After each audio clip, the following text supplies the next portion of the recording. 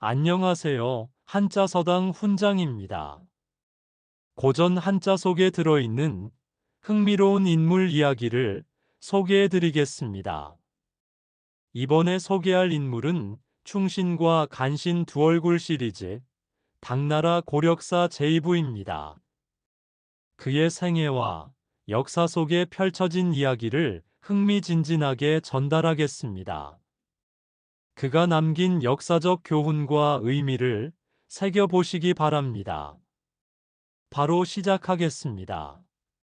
장안성 위로 솟아오른 해가 따스한 아침 기운을 뿌리던 750년 3월, 황궁 정원에는 늦게 핀 매화 향기가 봄바람에 실려왔다. 당 현종 이웅기의 치세는 이제 개원의 전성기를 넘어 점차 황혼에 접어들고 있었다. 여전히 장안은 번화했지만 그 화려함 속에는 알 수 없는 균열이 조금씩 번지고 있었다.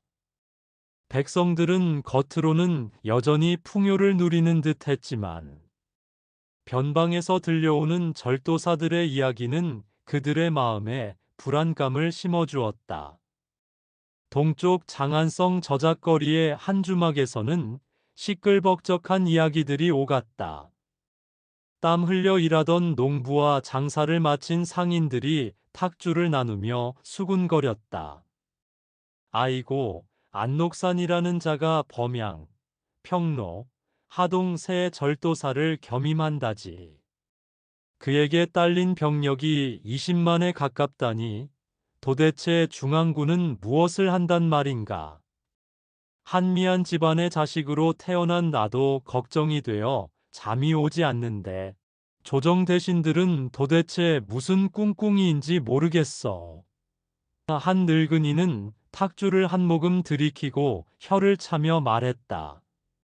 황제 폐하께서는 어찌 그자의 충성만을 믿고 경계하지 않으시는지. 호인이라서 황위에 욕심이 없다는 말은 그저 간사한 꾀임일 뿐이요.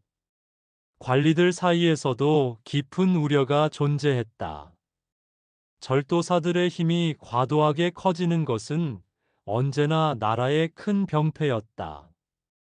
특히 안녹산의 행태는 심상치 않다. 지금이라도 조치를 취해야 할 것이다. 그들의 우려처럼 거대한 폭풍의 전조가 조용히 들이우고 있었다. 750년 3월, 환관의 최고 직위인 내시감에 오른 고력사는 이제 61살이 되어 있었다. 그의 자색 관복은 여전히 위엄을 드러냈지만 깊어진 눈가의 주름과 희끗희끗한 머리칼은 오랜 세월의 풍파와 깊은 근심을 고스란히 말해주었다. 그는 당 현종 이웅기의 가장 가까운 신복이자 그림자였다. 그가 가장 예의주시하는 인물은 바로 변방의 새 절도사를 겸임하며 막강한 군사력을 보유한 안녹산이었다. 안녹산은 현종의 각별한 총애를 얻기 위해 장안에 입궐할 때마다 가장 먼저 고력사의 처소에 들러 진귀한 보물들을 바쳤다. 그것은 단순히 뇌물이 아니라 고력사의 영향력을 인정하고 자신의 존재감을 과시하려는 정치적 행위였다. 안녹산은 커다란 몸집을 구부려 고개를 조아리며 호탕한 척 말했다. 내시감님, 이 소장이 직접 서역의 험한 산을 넘어 구해온 진귀한 보석입니다. 당나라의 황궁에는 이런 아름다움이 필요하리라 생각하여 폐하께 바치기 전에 먼저 내시감께 보입니다. 부디 미천한 소인의 성의를 받아주시옵소서. 소장은 폐하의 충견이자 내시감님의 그림자 같은 존재이니 말입니다. 그의 비굴한 아첨 속에는 감출 수 없는 야망과 권력을 향한 맹렬한 욕망이 불타오르는 듯했다. 고력사는 번들거리는 보석을 바라보며 속으로 생각했다. 이렇게까지 지나치게 아첨하는 데는 반드시 이유가 있다. 저자의 눈에는 폐하께 대한 진정한 충성보다는 감출 수 없는 거대한 야망이 번들거린다. 분명 무엇인가를 숨기고 있고 그 속에는 칼날이 번뜩이고 있을 것이다. 스승 내공께서는 가장 위험한 적은 밖이 아니라 곁에서 웃는 자라고 하셨다. 그는 안록산의 허례적인 충성과 과장된 행동을 의심의 눈초리로 끈질기게 관찰했다. 고력사의 노련함은 안록산의 술수를 꿰뚫어 보았지만 현종의 맹목적인 신임을 넘어서기는 어려웠다. 내시부의 다른 환관들은 고력사의 눈치를 살피며 안록산에게 접근하는 것을 꺼려했지만 일부 눈치 없는 환관들은 이미 안록산의 뒤를 따르기 시작했다. 안록산은 처소를 나서며 냉소를 지었다. 고력사 그 늙은 환관만 넘어서면 현종의 눈과 귀는 이제 완전히 내 손안에 있다. 그는 너무 늙어 세상의 변화를 읽지 못하는군. 당나라의 화려함은 이제 곧 내 것이 될 것이다. 안록산의 내면에서는 이미 거대한 야망이 꿈틀거리고 있었고, 그는 고력사를 권력 쟁취의 걸림돌로 여기면서도 그의 영향력을 완전히 무시할 수 없음을 알고 있었다. 751년 안록사는 현종과 양귀비의 환심을 사기 위해 파격적인 행동들을 서슴지 않았다. 장안에 입궐할 때마다 궁정에 들러 우스꽝스러운 몸짓으로 현종과 양귀비를 폭소케 했다. 그는 큰 덩치를 흔들며 아이처럼 춤을 추거나 양귀비에게 어머니라고 부르며 아양을 떨었다. 때로는 일부러 넘어져 옷에 진흙을 묻히거나 익살스러운 표정으로 얼굴을 일그러뜨려 궁중을 웃음바다로 만들었다. 궁궐의 연회장은 안록산의 과장된 행동과 현종, 양귀비의 웃음소리로 떠나갈 듯 시끄러웠다. 양귀비는 안록산의 어수룩한 연기에 넘어가 해맑게 웃었다. 의제 녹산, 오늘은 또 무슨 재미난 이야기를 들려주겠나? 이렇게 우스운 사람이었나? 배가 아파 웃음을 멈출 수가 없구나. 그는 참으로 유쾌한 사람이여. 당나라의 여인 중 어느 누가 녹산의 춤을 보고 웃지 않을 수 있겠나. 현종 또한 안녹산의 이런 모습에 크게 만족하며 그를 더욱 신임했다. 녹산은 진정 충성스러운 자다. 저리 아둔하고 순박한 자가 어찌 야심을 품겠는가. 그는 한족이 아니니 황위를 탐할 리 없지. 그의 충성심은 태산을 흔들어도 변치 않을 것이다. 고력사, 자네는 녹산을 너무 박하게 보는구먼. 현종은 고력사의 경고에도 아랑곳하지 않았다. 고력사는 황궁의 그림자 속에 숨어 그들의 웃음소리를 들으며 다시 한번 아뢰었다. 폐하, 안록산의 그런 우스꽝스러운 행동 뒤에는 더 큰 야망이 숨겨져 있을 수 있습니다. 겉모습에 현혹되지 마시옵소서. 그의 눈에는 충성보다 권력을 향한 맹렬한 갈망이 더욱 짙게 서려 있습니다. 그는 호랑이의 가죽을 뒤집어 쓴 여우와 같습니다. 폐하의 순진한 믿음이 언젠가 큰 재앙을 초래할 수 있습니다. 그러나 현종은 고개를 저으며 고력사를 일축했다. 고력사, 자네는 어찌 그리 매사에 비판적이고 지나치게 의심이 많은가? 자네만 아니었으면 짐은 저토록 충직하고 순박한 신하를 의심할 뻔했다. 자네의 염려는 기우일 뿐이다. 더 이상 그의 일로 짐을 시끄럽게 하지 말라. 짐의 평화를 방해하지 말라. 고력사는 더 이상 말을 이을 수 없었다. 그의 마음속에는 답답함과 불안감이 교차했다. 나의 충심은 폐하의 눈에 닿지 않는구나. 폐하의 웃음소리가 이 나라의 비극으로 변하는 것을 막을 수 없다니. 풍원일이었던 나의 비극은 나 한 사람으로 족하다. 당나라가 같은 비극을 겪게 할 수는 없는데.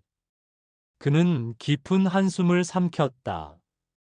752년 봄, 고력사는 밤낮 없이 수집한 정보를 통해 안록산의 군사력이 심각한 수준에 이르렀다는 것을 알게 되었다. 범양, 평로, 하동 세 절도사를 겸임하며 20만 명이 넘는 정예 병력을 사병처럼 거느리고 있었고, 그 병사들은 모두 안록산 개인에게 충성하도록 훈련받고 있었다. 이는 중앙군, 즉 장안의 주둔한 금위군보다 훨씬 강력한 규모였다. 금위군은 오랜 평화 속에 훈련이 해이해지고 사기가 떨어져 있었다. 군사들의 복색도 변변치 않았고 훈련은 형식적으로 이루어질 뿐이었다. 고력사는 이 비정상적인 상황을 현종에게 긴급히 아뢰었다. 그는 상세한 보고서를 들고 어전에 나섰다. 폐하, 소신이 미리 탐문한 바에 따르면 안록산의 군사력이 이미 중앙군을 위협할 수준에 이르렀습니다. 그의 병력은 20만에 달하며 모두가 정예병으로 안록산에게 맹종하고 있습니다. 변방의 수비를 넘어 이미 황실을 위협할 수준입니다. 더 이상 간과할 수 없는 수준입니다. 지금이라도 절도사 직위를 조정하시어 그의 힘을 견제해야 할 것입니다. 그를 장안으로 소환하여 군사력을 분할하고 핵심 병력은 금위군으로 편입시켜 금위군의 전력을 보강해야 합니다. 폐하, 이대로라면 후환이 심각할 것입니다. 고력사는 침착하면서도 단호한 어조로 건의했다. 그러나 현종은 이 중요한 경고마저 가볍게 넘겼다. 고력사, 녹산이 변방을 지키고 오랑캐의 침입을 막기 위해 그 정도 병력은 필요한 것이 아닌가. 오히려 그의 충성심이 이민족의 침입으로부터 당나라를 굳건히 지키고 있다. 자네는 지나치게 불안해하는 것뿐이다. 짐은 녹산을 믿는다. 그가 설마 짐을 배신할 리는 없다. 현종의 이런 무반응은 고력사를 더욱 좌절시켰다. 그는 과연 폐하의 눈은 누구를 보고 있는 것일까? 나의 말을 단 한 번도 귀담아 듣지 않는 폐하를 언제까지 섬겨야 할까? 내시부 내에서도 고력사의 이런 행동에 대한 의견이 분분했다. 내시감께서 너무 나서는 것이 아닌가. 폐하의 심기를 거스르다가는 큰 화를 입을 수도 있을 텐데. 아무리 그렇다 한들 나라의 안위를 위한 충언을 어찌 막을 수 있단 말인가. 내시감의 충심은 가히 대단하다. 허나 고력사 나리도 황제의 고집을 꺾을 수는 없을 것이네. 그러나 대부분은 고력사의 앞날을 걱정하는 눈치였다. 752년 7월, 고력사는 더 이상 물러설 수 없다고 판단했다. 그는 현종의 침전에서 단둘이 있는 기회를 이용해 마지막으로 강력한 경고를 올렸다. 그의 목소리에는 절박함과 함께 간절함이 묻어 있었다. 그는 무릎을 꿇고 엎드려 울분에 찬 목소리로 아뢰었다.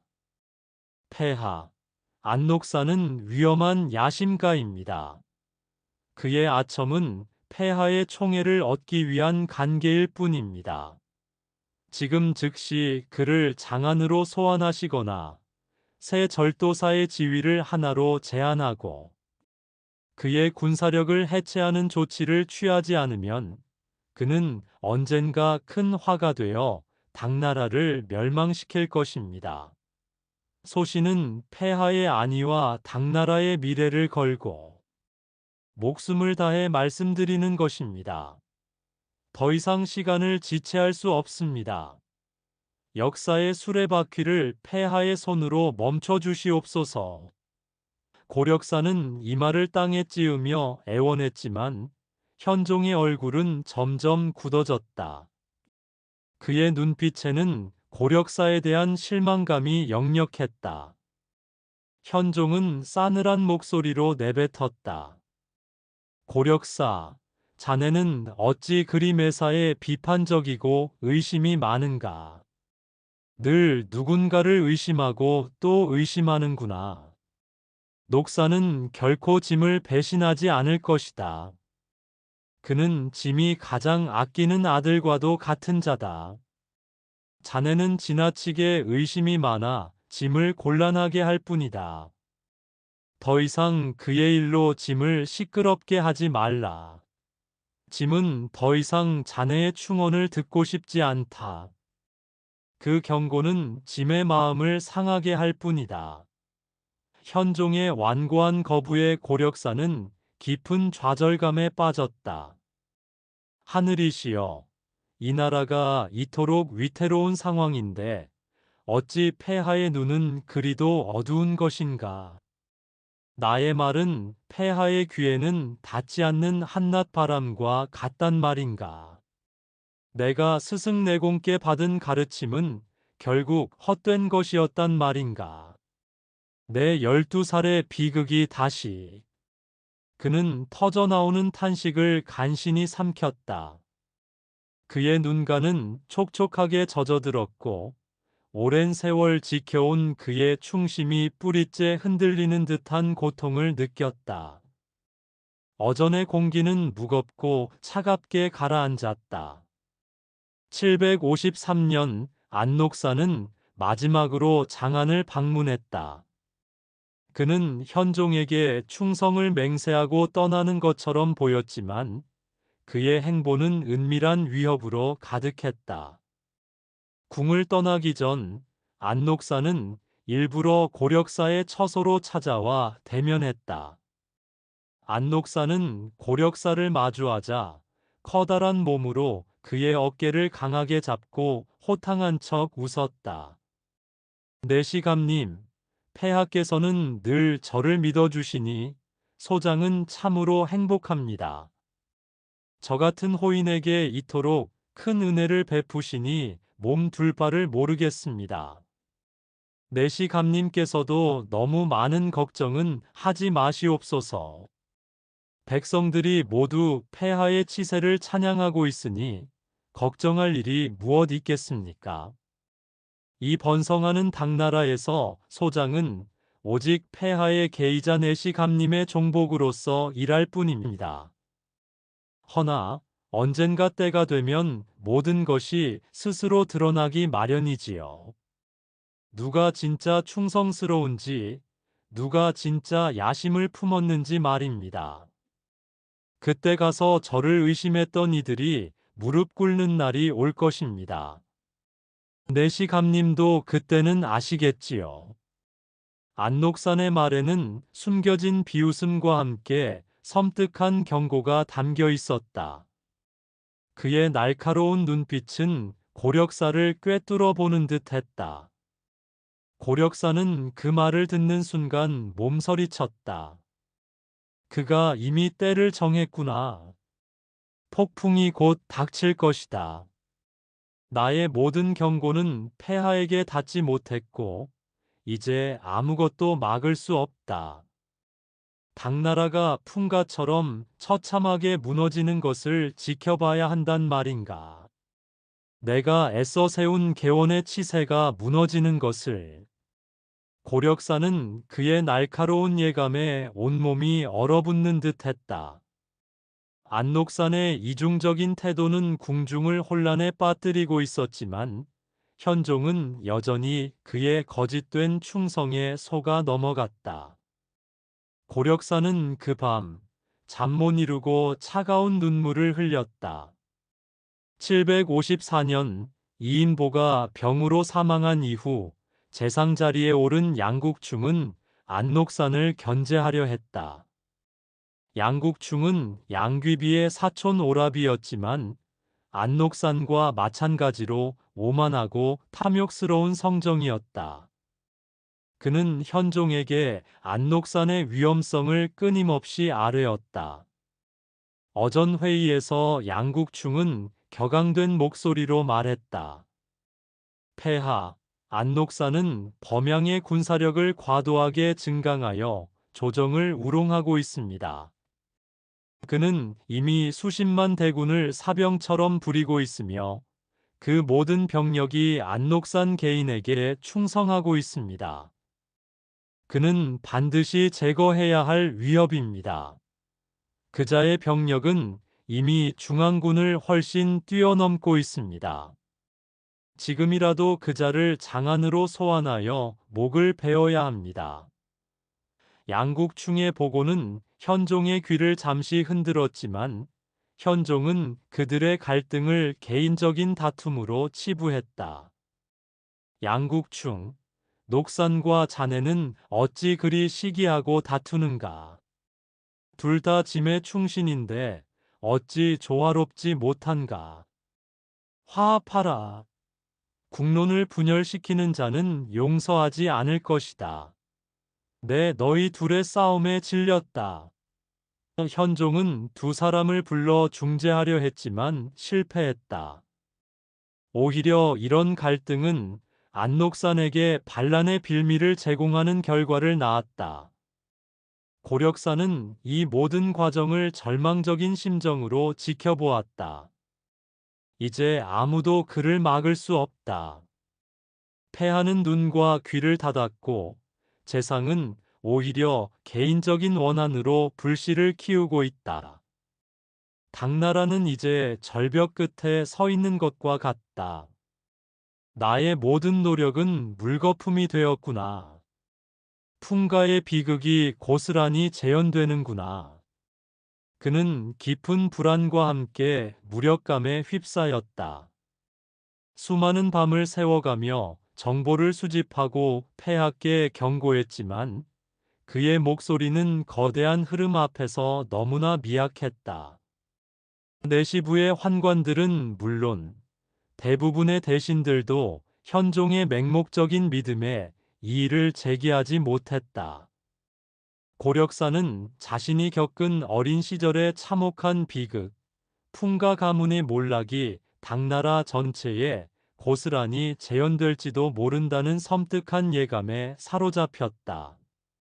그는 밤마다 무해비가 즐겨 마시던 술잔을 매만지며 과거를 되뇌었다. 폐하의 비탄을 위로하려던 나의 선택이 이토록 거대한 화근이 되는구나. 이 모든 책임은 나의 몫인가? 755년 1월 안녹산이 병으로 쓰러져 병상에 칩거했다는 소식이 장안에 전해졌다. 현종은 이 소식에 안타까워하며 그를 진심으로 걱정했다. 그는 내시부 고력사를 불러 물었다. 고력사, 녹산의 병이 심각하다니. 직접 문병이라도 가야 하는가? 혹시 그의 건강이 염려되어 그런 소식을 보낸 것은 아닌가? 짐은 녹산을 아낀다. 그에게 진귀한 약재들을 보내보아라. 현종은 그의 병세를 염려하며 진귀한 약재들을 보냈다. 그러나 고력사는 현종의 순진한 걱정을 들으며 서늘한 예감에 온몸이 얼어붙는 듯 했다. 이는 반란을 위한 교묘한 핑계다. 안녹산은 이미 모든 준비를 끝내고 때를 기다리고 있는 것이다. 그는 폐하의 눈과 귀를 완벽하게 속이고 있다. 그는 궁중 내 모든 정보망을 동원하여 안녹산의 일거수일투족을 감시하려 했지만 이미 안녹산의 세력은 너무나 막강해져 고력사의 정보망으로는 그의 속내를 완전히 파악하기 어려웠다. 은밀한 소식통들은 안녹산이 병상에 누워 있으면서도 수시로 군사 간부들과 밀회를 갖고 범양의 병기 제조창에서는 밤낮으로 무기가 쏟아져 나오며 병사 훈련에 박차를 가하고 있다고 보고했다. 궁중에는 안녹산의 쾌유를 비는 구판이 벌어졌지만 고력사는 그 헛된 행위들 속에서 다가올 비극을 읽었다. 백성들 사이에서도 소문이 돌았다. 안녹산이 정말 아프다는데 폐하께서 그리 걱정하시니 역시 호의는 충성심이 남다르구먼. 하지만 일부 지식인들은 불안해했다. 병이 아니라 꾀병일지 모른다. 변방에서 이토록 많은 군사력을 보유한 절도사가 한 달 넘게 병석에 누워 있다니 어딘가 수상하다. 분명 큰 불길한 일이 벌어질 것이다. 755년 6월 고력사에게 범양에서의 심상치 않은 대규모 군사훈련 소식이 전해졌다. 안녹사는 스스로를 호인이라 칭하며 수십만 대군을 동원하여 대규모 훈련을 강행하고 있었다. 그 훈련은 단순한 훈련이 아니라 황궁 진군을 위한 실제 전쟁 연습이나 다름없었다. 궁궐에서는 양국충과 안녹산의 갈등이 절정에 달했고 궁정 대신들은 이 불길한 움직임을 걱정하며 수군거렸다. 안녹산의 병력은 이미 막을 수 없는 수준이다. 그의 눈은 이미 황제의 자리를 노리고 있다. 고력사는 이 소식에 좌절감을 느꼈다. 모든 것이 너무 늦었다. 폐하는 나의 경고를 끝내 듣지 않으셨고, 이제는 정말로 아무것도 막을 수 없다. 나의 작은 몸으로는 이 거대한 파도를 막을 수 없구나. 그는 현종에게 다시 한번 달려가 아뢰려 했지만 그의 입은 쉬이 떨어지지 않았다. 현종은 이미 안녹산을 절대적으로 신임하고 있었고 어떤 경고도 받아들이려 하지 않았다. 현종은 고력사를 마주하자 피로한 듯 한숨을 쉬었다. 고력사, 자네는 왜 이리도 불안한가? 녹사는 나의 자식과 같다. 그는 나의 명을 따를 것이다. 양국충과 녹산의 싸움은 그들의 개인적인 문제일 뿐이다. 이제 짐은 이 싸움에 지쳐서 더 이상 듣고 싶지 않다. 양귀비만 행복하다면 짐은 그것으로 족하다. 고력사는 무력감에 휩싸였다. 나는 단지 환관일 뿐 직접 군사력을 움직일 수는 없다. 모든 권력을 가졌다고 생각했지만 정작 이 나라를 지킬 수는 없었다. 이것이 나의 한계인가? 나의 충심은 결국 무엇을 위한 것이었을까? 나의 존재는 무엇인가? 755년 10월 안녹사는 범양의 광활한 들판에서 15만 대군을 사열하는 최종 점검을 감행했다. 깃발은 하늘을 찌를 듯 펄럭였고 수십만 병사들의 함성은 대지를 뒤흔들며 천지를 뒤엎었다. 안녹사는 황제만이 입을 수 있는 황룡포와 비슷한 자주색 갑옷을 입고 당당히 선두에 섰다. 그는 차가운 미소를 지으며 병사들에게 외쳤다. 당나라의 화려함은 이제 끝이다. 패하는 짐에게서 모든 것을 빼앗아갔고 이제 내가 모든 것을 되찾을 것이다. 우리의 칼끝에서 새로운 세상이 열릴 것이다. 모두 진군하라. 이 소식은 곧장 장안의 고력사에게 전달되었다. 고력사는 황궁의 가장 높은 망루에 올라 범양의 방향을 바라보았다. 그의 얼굴에는 모든 것을 체념한 듯한 표정과 함께 깊은 슬픔이 드리워졌다. 이것이 당나라 종말의 시작인가? 내가 그토록 막고자 했던 파멸의 운명이 결국 내 눈앞에 펼쳐지는구나. 모든 것이 내 예감대로 되어가고 있다. 폐하의 맹목적인 신임과 나의 무력함이 이 비극을 초래했구나. 그는 황제의 그림자로 평생을 살았다. 폐하의 안위를 지키는 것이 자신의 사명이라 여겼지만 결국 다가오는 거대한 폭풍을 막아낼 수는 없었다. 장안의 화려한 궁궐에는 여전히 연회와 노래소리가 울려 퍼졌지만 고력사의 귀에는 파멸의 전조곡처럼 들렸다. 범양에서는 진격의 북소리가 천지를 진동시켰고 장안의 백성들은 이 소식을 전혀 알지 못한 채 평화로운 일상에 안주하고 있었다. 고력사는 깊은 한숨을 내쉬었다. 내 손으로 폐하를 구원할 수 있다면 기꺼이 이 목숨을 바치련만. 이제 때를 놓쳤다. 나는 그저 황제의 그림자였을 뿐이다. 그의 마음속에는 막을 수 없는 운명 앞에서 좌절하는 고독한 그림자만이 남아 있었다. 장안의 겨울, 황궁의 난로가 아무리 뜨겁게 타올라도 그 열기는 미치지 못하는 곳이 있었다. 얼어붙은 사람들의 마음, 그리고 당나라 전체를 휘감을 거대한 먹구름이었다. 755년 12월 태평성대를 구가하던 당나라는 예측하지 못한 파멸의 그림자에 휩싸였다. 이미 현종은 양귀비와의 연정에 깊이 빠져 정사를 돌보지 않았고 권력은 외척인 양국충과 환관인 고력사에게 나뉘어져 있었다. 변방의 10개 절도사는 중앙군을 압도하는 막대한 병력을 보유하고 있었지만 장안의 금위군은 오랜 평화로 훈련이 해이해져 있었다. 저작거리에서는 백성들의 불안감이 날마다 커져만 갔다. 동문 밖 주막에 모인 상인들이 뜨거운 술잔을 기울였다. 안록산이 군사를 일으킨다는 소문이 파다하다오. 범양에서 20만 대군을 사열했다지. 폐하께서는 어찌 저리도 무심하실꼬. 나라가 망할 징조로다. 한 늙은 농부가 탁주를 벌컥 들이키며 혀를 찼다.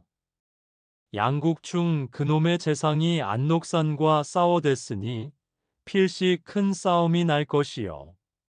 그 사이에 끼어 고통받는 것은 결국 우리 백성들뿐 아니겠소. 이번 겨울은 유난히도 추울 것 같소. 관리들 사이에서도 깊은 우려가 존재했다. 한림원의 젊은 학사는 붓을 들지 못하고 한숨을 내쉬었다. 재상 양국충의 전횡과 안록산의 야심이 부딪히는 것은 필연적인 일이나 그 여파가 너무도 클 것이 두렵다. 조정은 아무런 대비책도 없이 그저 좌시하고 있으니 답답할 따름이요. 폐하의 총기가 예전 같지 않으시니 그들의 우려처럼 거대한 폭풍의 전조가 조용히 들이우고 있었다. 당나라의 오랜 평화는 이미 금이 가고 있었다. 755년 12월 16일, 그날은 장안의 평화로운 아침을 영원히 바꿔놓았다. 새벽 동트기 전 긴박한 전령의 말이 황궁문을 박차고 들어섰다. 땀과 먼지로 뒤덮인 전령은 비틀거리며 어전까지 달려와 쓰러졌다. 그의 등에는 수많은 화살이 박혀 있었고 그의 목에서는 피가 흘렀다. 급보이옵니다, 폐하. 안록산이 범양에서 병마를 일으켜 간신 양국충을 토벌한다는 명분으로 남하하고 있습니다. 이미 병력은 20만이 넘고 선봉이 이미 황하를 건넜다고 하옵니다. 하늘이 무너지고 땅이 꺼지는 듯 하옵니다. 전령의 절규는 어전의 정적을 깨뜨렸고 어전에 모여있던 대신들의 얼굴은 하얗게 질렸다. 황급히 불려온 고력사의 얼굴에는 이미 모든 것을 예감한 듯한 비장함이 가득했다.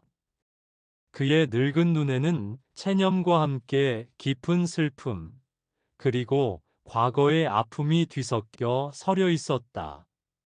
황제를 만나자마자 고력사는 무릎을 꿇고 울분에 찬 목소리로 아뢰었다. 그의 목소리에는 거듭된 경고를 무시한 황제에 대한 원망과 다가올 비극에 대한 절박함이 뒤섞여 있었다. 폐하, 드디어 그날이 왔습니다. 소신이 그토록 경고드렸던 일이 현실이 되었습니다. 안녹산이 범양에서 봉기하여 20만 대군을 이끌고 남하하고 있다 하옵니다. 간신 양국충을 친다는 명분을 내세웠사오나 그의 칼끝은 결국 폐하와 이 당나라를 향할 것입니다. 제발 소신의 말을 들으소서. 지금이라도 정신을 차리시고 대비하셔야 합니다. 현종은 고력사의 비통한 보고를 듣고도 쉽사리 믿으려 하지 않았다. 그의 얼굴에는 경악과 함께 깊은 부정이 가득했다. 그의 눈은 동요하는 대신들을 훑었고 마침내 고력사에게 향했다. 고력사, 그럴 리가. 녹사는 결코 짐을 배신하지 않을 것이다. 그는 짐에 충성스러운 아들이 아니더냐. 자네는 또 쓸데없는 의심을 하는구만. 분명 양국충이 녹산을 자극했을 것이다. 아니면 소문을 퍼뜨려 짐을 기만하려는 간신배들의 짓이겠지. 양국충은 지금 어디 있느냐? 이 모든 것을 해명하라. 현종은 며칠 전 안녹산의 병세에 대해 걱정하던 모습과는 전혀 달랐다. 현실을 부정하는 황제의 모습에 고력사는 비탄에 잠겼다. 내가 이토록 거듭 경고했거늘 끝내 폐하의 귀에 닿지 않았다니. 내가 더 강력히 말렸어야 했나. 나의 불충인가. 아니, 폐하의 눈과 귀를 가린 저 외척들의 탓인가. 폐하의 과도한 사랑이 결국 일이 되는구나. 그날 밤 장하는 불길한 침묵에 잠겼지만 궁궐 안에서는 혼란이 가득했다. 관리들은 안녹산의 반란 소식에 삼삼오오 모여들었지만 현종의 완고한 태도에 아무런 행동도 취하지 못했다. 한 중신이 고개를 저었다. 폐하께서 끝내 눈과 귀를 닫으시니 이제 하늘의 뜻에 맡길 수밖에. 저토록 영명하시던 폐하의 모습은 어디로 사라진 것인가. 어찌하여 충언은 받아들이지 않고 간사한 아첨에만 귀를 기울이시는지. 내시부의 환관들조차 평소와 달리 동요하는 기색이 역력했다. 늙은 환관 동지는 불안한 목소리로 고력사에게 물었다. 내시감 어른, 이 일이 정말입니까? 안녹산이 감히 반란을 일으켰다니. 저희는 어찌해야 합니까? 고력사는 단호하게 말했다. 쓸데없는 소리 말고 맡은 바 임무를 충실히 수행하라. 폐하를 지키는 것이 우리의 본분이다. 그의 목소리는 침착했지만 그 속에는 폭풍전야의 긴장이 가득했다. 안녹산은 무서운 자다. 그의 칼날이 장안에 닿으면 우리는 어찌 될까? 두려움에 떠는 목소리들이 궁궐 곳곳에서 울렸다. 756년 1월 안녹산 군의 파죽지세는 상상을 초월했다.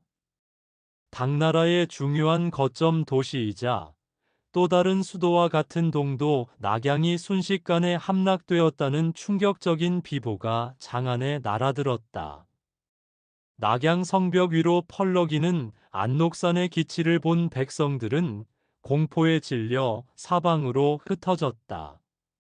낙양의 거리는 비명과 아비규환으로 가득했고 무고한 백성들의 피가 거리를 적셨다. 안록사는 낙양을 함락시키고 스스로 대연 황제를 칭하며 현종의 정통성을 부정했다.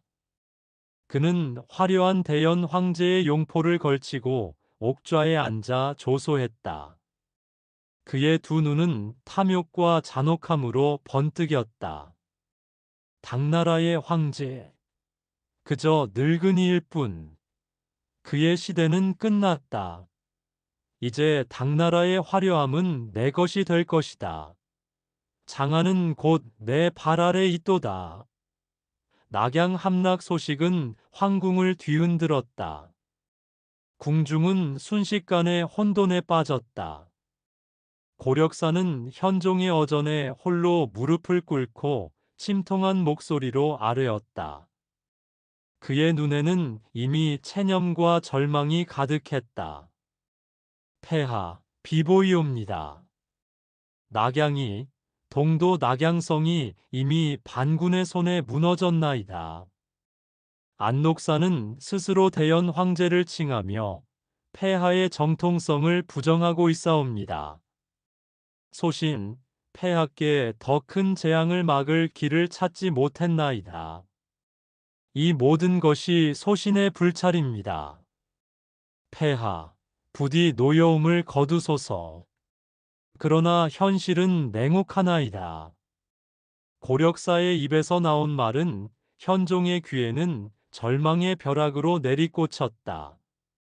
현종의 얼굴은 충격과 분노, 그리고 깊은 절망감으로 일그러졌다. 그의 눈은 핏발이 섰고 입술은 파르르 떨렸다. 아니, 낙양이 무너졌다니.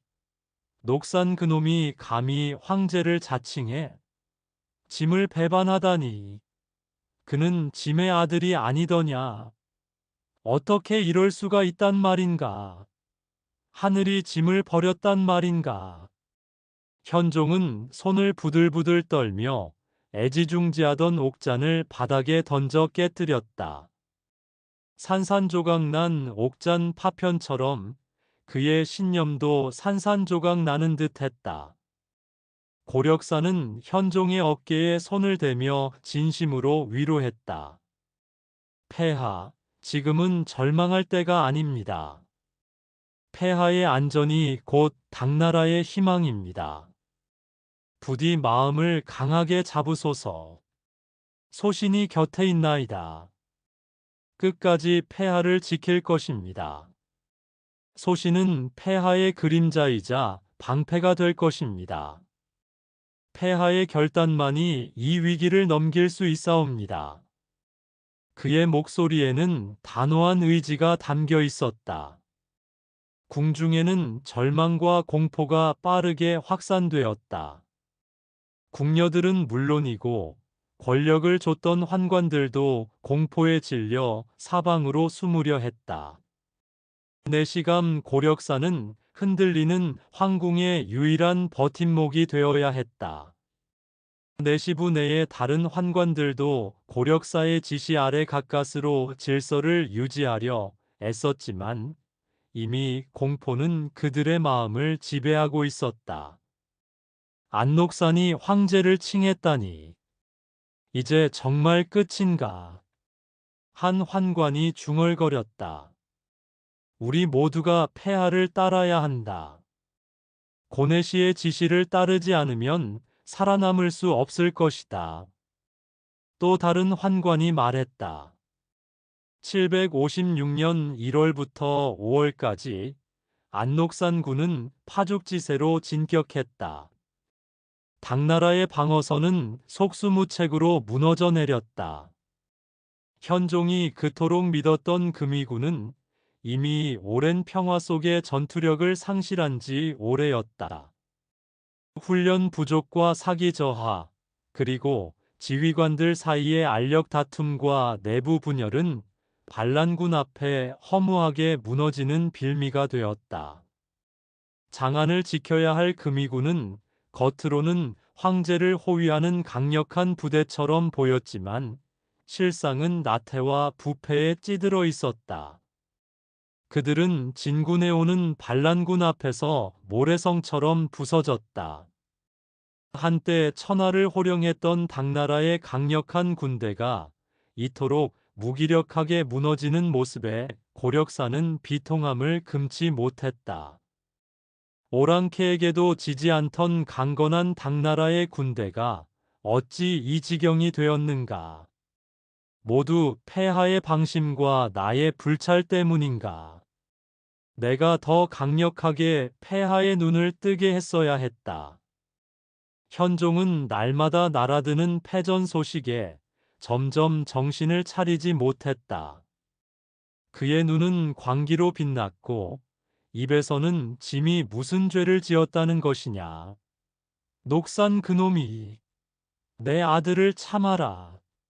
역적들을 모조리 멸하라. 라는 절규만이 터져나왔다. 그의 얼굴은 피로와 분노로 일그러져 있었고 그에게 남아있는 것은 황제로서의 위엄이 아닌 비참한 늙은이의 모습뿐이었다. 고력사는 더 이상 황제에게 현실을 부정할 시간을 주어서는 안 된다고 판단했다. 그는 현종의 어깨를 붙잡고 강하게 아뢰었다. 폐하, 더 이상 지체할 시간이 없습니다. 장안은 이미 풍전등화입니다. 당장의 방어는 어렵습니다. 지금은 전열을 재정비하고 후위를 도모해야 할 때입니다. 파촉으로의 피난을 준비하셔야 합니다. 그곳이라면 험준한 산세로 인해 반군의 추격도 쉽지 않을 것입니다. 폐하의 안전이 곧 당나라의 천년 사직보다 중하옵니다. 제발 소신의 말을 들으소서. 백성들을 위해 살아남으셔야 합니다. 고력사의 현실적이고 단호한 제안은 현종의 고통을 더욱 깊게 만들었지만 동시에 그를 설득해야 했다. 궁궐 내에서는 공포가 극에 달했다. 반군이 장안으로 온다는 소문에 궁인들은 보물들을 챙겨 달아나려 했다. 황궁은 마치 거대한 미궁처럼 변해버렸고 질서와 위엄은 찾아볼 수 없었다. 고력사는 그런 혼란 속에서도 침착함을 유지하려 애썼다. 모두들 동요하지 말라. 폐하의 명이다. 질서를 지켜라. 그의 외침은 헛되이 울렸다. 고력사는 다시 한번 현종에게 무릎을 꿇었다. 폐하, 결단의 때입니다. 더 늦으면 피난조차 어렵게 될 것입니다. 당나라의 미래를 위해서라도 폐하께서는 잠시 몸을 피하셔야 합니다. 소신의 목숨을 걸고 말씀드립니다. 그의 목소리는 마지막 설득의 절박함으로 가득했다. 현종은 고력사의 굳건한 눈빛을 보며 마침내 고개를 떨구었다. 그의 얼굴은 피난이라는 치욕적인 결정을 받아들이기 힘든 노황제의 깊은 고뇌로 물들어 있었다. 756년 6월 장안성 위로 비가 추적추적 내리는 새벽, 당 현종 이웅기는 화려했던 장안을 등지고 촉으로 향하는 비장한 피난길에 올랐다. 그의 마차 주변에는 고력사와 소수의 신복만이 굳건히 자리를 지켰다. 황제는 금실 빠진 낡은 용포를 입고 흐트러진 관면으로 창밖을 응시했다. 그는 더 이상 천하의 주인이 아닌 모든 것을 잃어버린 늙은이의 모습이었다. 궁궐을 떠나는 행렬은 화려했던 황실의 위용과는 거리가 멀었다. 비바람에 젖은 비단 옷자락들은 흙탕물에 더럽혀지고 찬란했던 금은 보화 장식은 그 빛을 잃었다. 고력사는 묵묵히 현종의 수레 옆을 끝까지 보필했다. 그의 자색 관복에도 빗물과 흙탕물이 튀었지만 그는 아랑곳하지 않았다. 흙탕물에 젖은 양귀비의 화려한 치맛자락을 보며 그는 권력의 덧없음을 다시 한번 깨달았다. 양귀비는 현종의 지친 어깨에 기대어 조용히 눈물을 흘리고 있었다. 견디십시오. 저는 폐하 곁에 있겠나이다. 모든 것은 지나갈 것입니다. 이 아픈 시간이 폐하를 더욱 단단하게 만들 것입니다. 부디 힘을 내소서. 양귀비의 조용한 위로는 오히려 더 큰 비극의 전조처럼 들렸다. 그녀의 얼굴은 더 이상 화려함이 아닌 비극적인 아름다움으로 가득했다. 고력사는 그런 양귀비에게서 묘한 위안과 함께 인간적인 연민을 느꼈다. 피난 행렬에 참여한 백성들은 슬픔과 분노가 뒤섞인 목소리로 울부짖었다. 폐하께서 장안을 버리고 떠나신단 말인가? 우리가 버려진 것인가? 폐하께서는 어찌 우리를 두고 떠나시는가? 그들의 원성과 절규는 피난길을 더욱 비참하게 만들었다. 고력사는 백성들의 절규를 들으며 마음이 찢어지는 듯 했다. 내리막길을 따라 이어지는 행렬은 당나라 쇠퇴기의 시작을 알리는 듯 했다. 비포장도로의 진창을 가르며 움직이는 수레바퀴 소리는 늙어버린 제국의 심장 소리처럼 먹먹하게 울렸다. 백성들은 피난길에 오른 황실 행렬을 보고 경악했다. 폐하께서 장안을 버리고 떠나신단 말인가? 우리가 버려진 것인가? 백성들의 원성과 절규는 피난길을 더욱 비참하게 만들었다. 고력사는 고개를 돌려 멀어져 가는 장안성을 마지막으로 바라보았다. 화려한 궁궐의 지붕들이 빗물에 희미하게 사라지는 모습은 그에게 깊은 고뇌와 체념을 안겨주었다. 개원의 치는 끝났다. 내가 폐하의 옆에서 지켜온 모든 영광과 번영이 이 한순간에 무너져 내리는구나. 나의 경고가 폐하께 닿지 못했으니 이 모든 책임은 나에게도 있는 것이다. 나는 폐하에 충직한 그림자였으나 결국 폐하를 파멸로부터 구해내지 못했다. 내가 진정으로 폐하를 위한 충신이었을까? 아니면 나 역시 권력의 노예가 되어 눈먼 권력을 탐했던 것인가? 756년 7월, 천년의 역사를 자랑하며 위용을 떨치던 대당 제국은 일찍이 경험하지 못한 거대한 풍랑에 휩싸였다. 가서한 장군이 굳건히 지키던 전략적 요충지 동관이 반군의 거센 공세 앞에 끝내 함락당했다는 소식은 마른 하늘의 날벼락처럼 황궁을 강타했다. 동관이 무너졌으니 황궁의 심장부인 장안으로 가는 길은 이제 활짝 열린 셈이나 마찬가지였다. 이 비극적인 소식을 접한 현종과 그의 오랜 버시자, 충신이었던 태감 고력사, 그리고 탐욕스러운 재상 우재상 양국충의 얼굴에는 깊은 그늘이 드리웠다. 우재상은 문관의 으뜸으로 황제를 보좌하며 국가의 모든 행정을 총괄하는 최고위직이었다. 이제 더 이상 지체할 시간이 없었다. 재상 양국충의 강권과 성화에 못 이겨 현종 일행은 촉중으로의 피난을 결정했다. 의는 대당 제국의 황제가 수도를 버리고 도망치는 전례 없는 치욕적인 결정이었다. 황급하게 짐을 꾸리고 서둘러 피난 행렬을 준비하는 궁궐 안은 그야말로 아수라장이었다. 늙은 현종의 얼굴에는 깊은 번민과 체념, 그리고 이해할 수 없는 비애감이 뒤섞여 있었다. 그는 자신이 수십 년간 쌓아 올린 대당의 영광이 한순간에 무너져 내리는 것을 막을 수 없음을 직감하고 있었다. 그가 믿고 사랑했던 알록사는 배신자가 되어 제국의 심장을 위협하고 있었고, 수많은 장군들은 그의 기대에 미치지 못하고 있었다.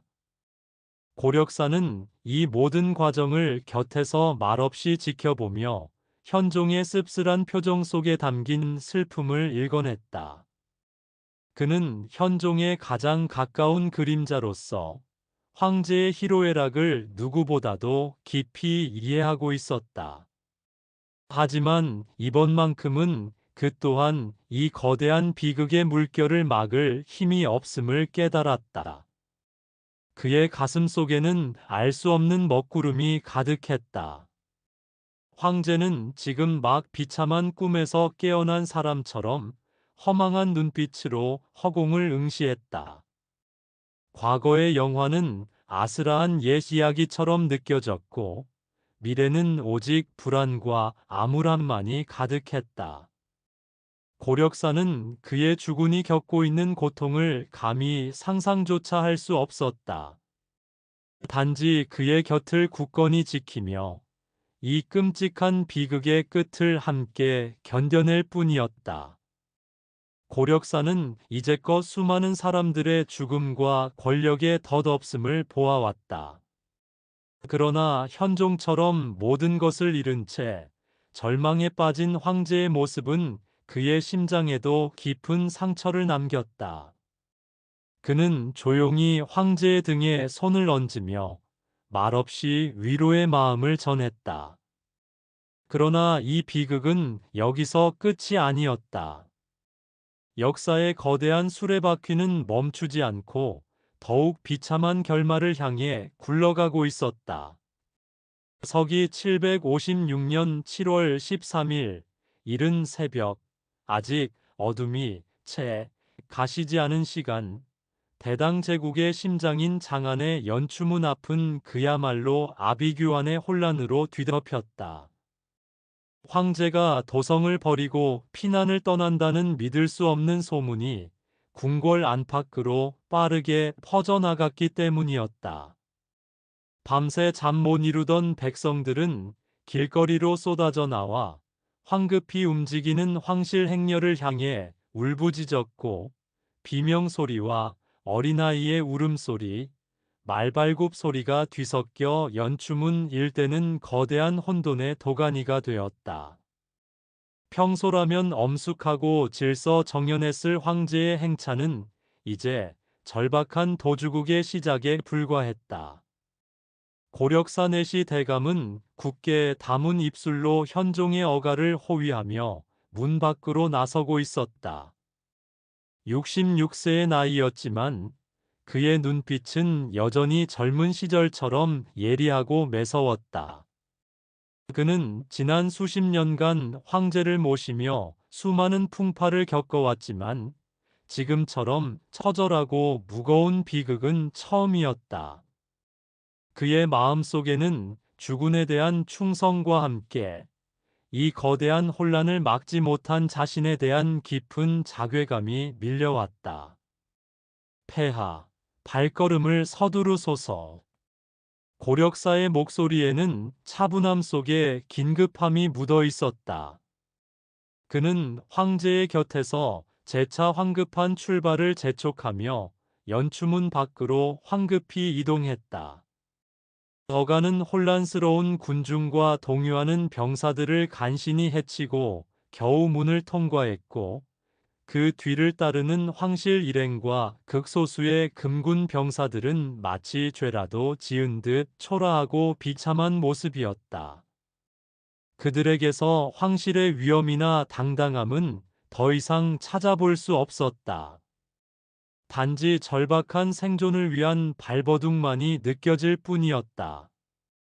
평소라면 화려한 용포를 입고 수많은 호위병에 둘러싸여 당당하게 길을 나섰을 현종은 이제 낡고 검소한 차림으로 고개를 숙인 채 어둠 속을 나아가고 있었다. 과거 천하의 주인으로서 백성들의 칭송을 한 몸에 받으며 위풍당당하게 행차하던 현종의 모습은 온데간데 없었다. 희미한 새벽빛은 그 초라한 행렬의 비참함을 더욱 선명하게 비추었다. 가늘게 내리는 빗방울은 축축하게 땅을 적셨고, 진창으로 변한 흙탕길은 피난길의 비참함을 한층 더 깊이 더했다. 밤늦게까지 굶주리고 지친 병사들의 얼굴에는 노골적인 불만과 배신감이 서려 있었고, 궁녀들은 공포에 질린 채 흐느끼며 서로의 손을 붙잡고 있었다.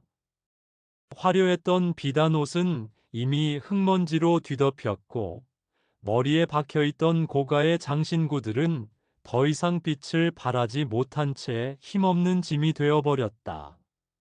궁녀들의 화려했던 화장은 빗물에 번져 얼룩졌고, 고통에 지친 병사들의 얼굴에는 그림자가 드리워 있었다. 모두의 발걸음은 천근만근 무거웠고, 저마다 살기 위해 이 길을 걷고 있다는 절박함이 행렬 전체를 감쌌다. 장안 교회를 지나 서쪽으로 향하는 길목에서 백성 곽종근이 피난 행렬을 가로막고 현종에게 직접 간언하는 초유의 사건이 벌어졌다. 폐하, 어찌하여 백성을 버리고 홀로 피난하시나이까? 성상은 백성의 아비시거늘 이들을 저버리시면 천하가 무너질 것입니다. 그의 울부짖음은 현종의 가슴에 비수처럼 꽂혔다. 현종은 말없이 굶주리고 지쳐 보이는 백성들의 얼굴과 아비규환의 행렬을 응시했다. 그러나 이미 상황은 그의 힘으로 어찌할 수 없는 지경에 이르렀다는 사실을 누구보다 잘 알고 있었다. 그의 얼굴에는 절망과 체념이 교차하며 깊은 주름을 더했다. 밤이 깊어지자 날씨는 더욱 차가워졌고, 지친 이들은 더 이상 걷지 못하고 쓰러지듯 노숙하며 짧은 잠을 청해야 했다. 황제 현종 또한 제대로 된 휴식조차 취할 수 없었다. 70세가 넘은 늙은 몸으로 이렇듯 거친 피난길을 걷는 것은 젊은 병사들에게도 쉬운 일이 아니었다. 그의 눈가는 촉촉하게 젖어 있었다. 피난길의 풍경은 시간이 지날수록 더욱 황량하고 처참해졌다. 듬성듬성 마을이 나타났지만 대부분은 이미 약탈당했거나 버려진 곳이었다. 타다 남은 연기와 재냄새가 바람을 타고 날아왔고, 곳곳에는 버려진 시신들이 그대로 방치되어 있었다. 굶주림에 지친 병사들은 이제 통제를 벗어나 약탈을 시도하기도 했다. 고력사는 이런 모습을 보며 마음속으로 깊은 탄식을 내뱉었다. 황제는 점점 더 말을 잃어갔고, 그의 눈은 멀리 있는 파촉 땅을 향하고 있었다. 그러나 그 길은 결코 쉬운 길이 아니었다. 끝없이 이어지는 산길은 좁고 험했으며, 비마저 내려 길은 더욱 진흙탕이 되었다. 피난 행렬은 더디고 힘겹게 나아갔다. 서기 756년 7월 14일, 밤새 내리던 비는 다행히도 그쳤지만, 하늘은 여전히 먹구름으로 가득했고 희망의 빛은 보이지 않았다. 전날보다도 더욱 지쳐 보이는 황제 일행의 행렬은 힘겹게 발걸음을 옮겨 마침내 작은 역참인 마회역에 도착했다. 이곳은 그저 지나는 길에 잠시 쉬어가는 보잘것없는 곳이었으나, 이틀 후 이 보잘것없는 역참이 대당 제국의 운명을 송두리째 뒤바꾸는 비극적인 사건의 중심이 될 줄은 그 누구도 알지 못했다. 역참에 도착하자마자 병사들은 극도로 지쳐 쓰러질 듯한 모습으로 몸을 뉘었다. 며칠째 제대로 된 보급조차 이루어지지 않았고 피난길 내내 황제를 보필해야 한다는 의무감만으로 겨우 버티던 병사들의 불만이 한계에 달한 상황이었다. 그들의 눈에는 더 이상 희망이나 충성심 같은 것은 찾아볼 수 없었다. 오직 불안과 분노, 그리고 배신감이 뒤섞여 있었다. 마웨역에 도착하자마자 여기저기서 불평과 불만이 터져나오기 시작했다. 이러려고 우리가 목숨 걸고 싸웠단 말인가? 우리를 이리 내팽개치고 황제와 재상은 좋은 곳으로 가려 하는가? 병사들의 눈빛은 마치 칼날처럼 날카로웠고 살기가 등등했다. 그들의 목소리에는 그동안 쌓였던 억압과 고통이 한꺼번에 터져 나오는 듯 했다. 현종은 멀리서 그들의 웅성거림과 격분한 목소리를 들으며 자신의 운명을 받아들이듯 자조적인 독백을 내뱉었다. 이렇게까지 망해야 했단 말인가? 짐이 어찌하여 이 지경에 이르렀는고? 그의 목소리에는 황제로서의 자부심은 흔적도 찾아볼 수 없었고 오직 무력감과 깊은 한숨만이 가득했다. 그의 등은 더욱 굽어 보였다. 고력사는 이 모든 광경을 지켜보며 차가운 현실의 무게를 뼛속 깊이 느끼고 있었다. 황제의 권위가 땅에 떨어진 순간이었다. 폭풍 전야의 고요함이 마회역을 감쌌다. 군사들 사이에서는 금군 대장 진연내와 환관 이보국의 음모가 은밀하게 퍼져나가고 있었다. 환관은 황국 내 시중을 들며 황제의 총애를 받는 경우 막강한 권력을 행사하기도 했다. 그들은 현종을 지지하는 군사들에게 불만을 심어주며 새로운 질서가 필요하다고 속삭였다. 이미 지친 병사들의 마음은 손쉽게 흔들렸다. 진연예는 현종의 오랜 신복이었음에도 불구하고 대당의 미래가 현종의 무능함과 양국충의 전횡 때문에 어둡다고 확신하고 있었다. 그는 태자 이형이야말로 무너져가는 나라를 바로 세울 유일한 희망이라고 믿었다. 756년 7월 15일 오전, 마회역에는 긴장감이 최고조에 달했다. 새벽녘부터 끓어오르던 군사들의 불만은 더 이상 억누를 수 없는 지경에 이르렀다. 밤새 웅성거리던 소리들이 아침 해가 뜨기 시작하자마자 거대한 파도처럼 터져나오기 시작했다.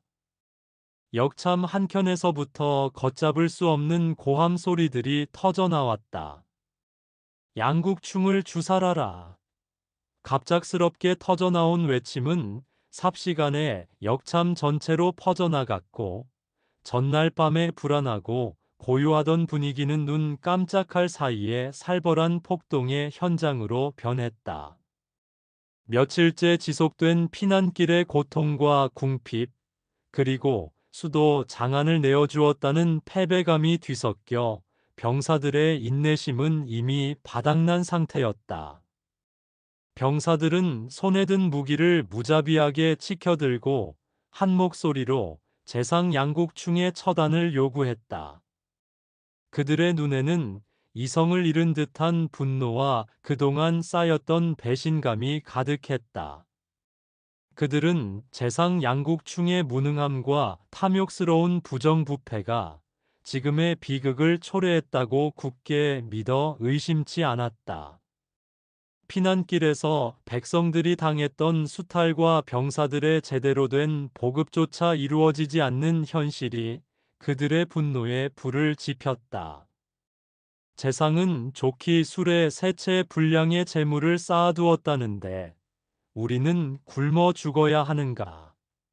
병사들의 입에서 터져나오는 원성은 단순히 양국충 개인을 향한 것이 아니었다. 그것은 부패한 권력 전체에 대한 항의였고, 무능한 황제에 대한 깊은 불신이기도 했다. 이 혼란의 중심에는 금군 대장 진현례가 있었다.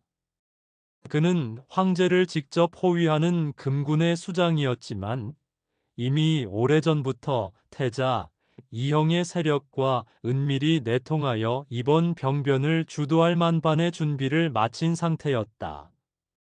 그는 병사들의 불만을 오히려 교묘하게 부추기고 있었고, 자신의 뒤에서 태자 세력이 움직이고 있음을 은연중에 드러냈다.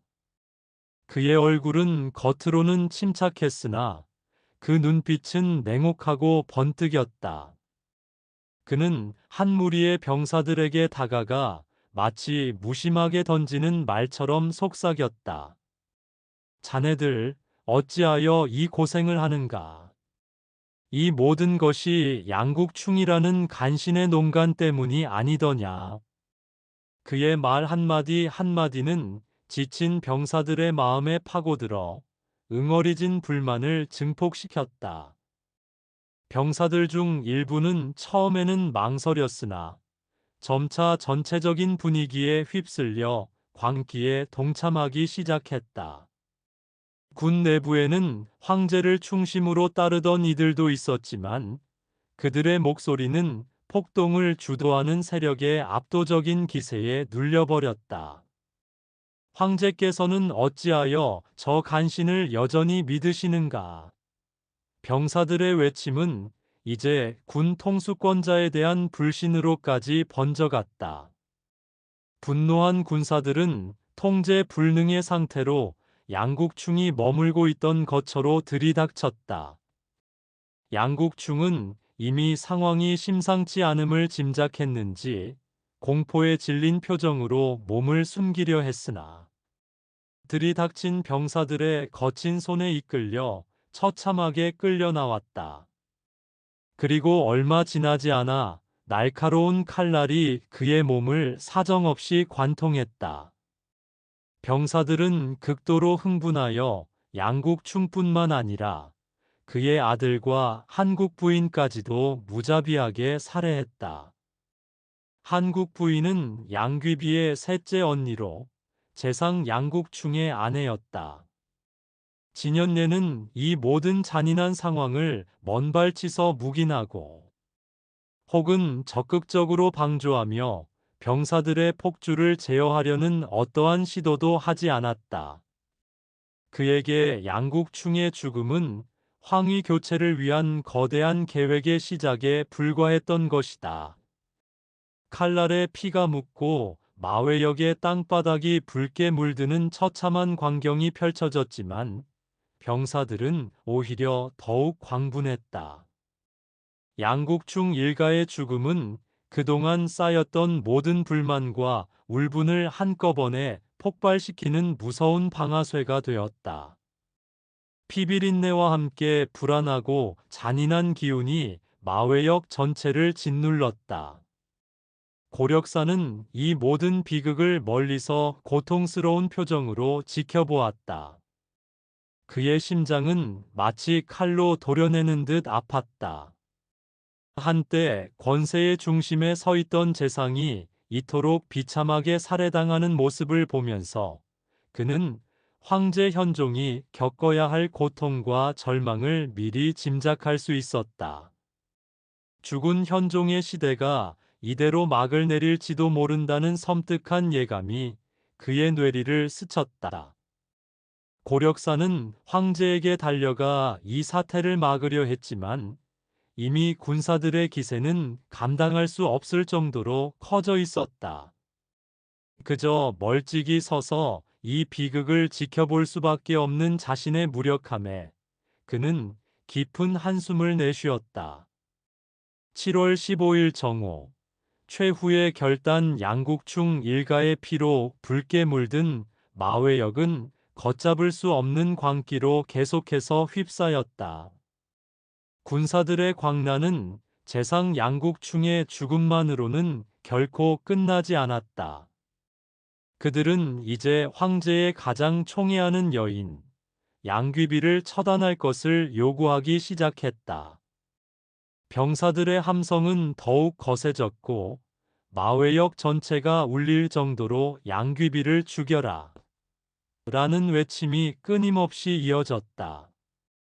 그들의 분노는 이제 황제의 가장 은밀한 사생활, 그리고 황권 자체를 위협하는 지경에 이르렀다.